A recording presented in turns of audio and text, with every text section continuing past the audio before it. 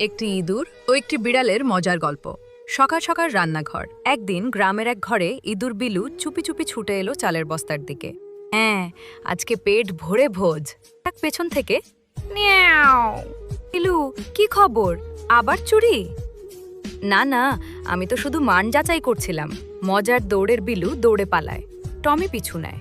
রান্নাঘরের table, chair, হাঁড়ি সবের নিচ দিয়ে ইঁদুর ঘুরঘুর। ধরা পড়বি আজ। বিলু, ধরতে পারলে ধরো।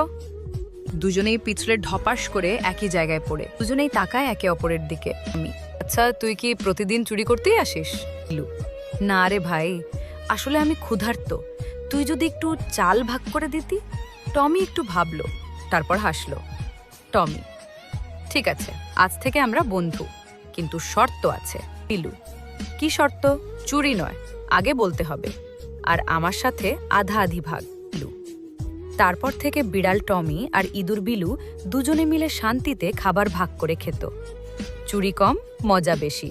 আর সেই ঘরে আর ঝগড়া নেই, আছে দারুণ বন্ধুত্ব।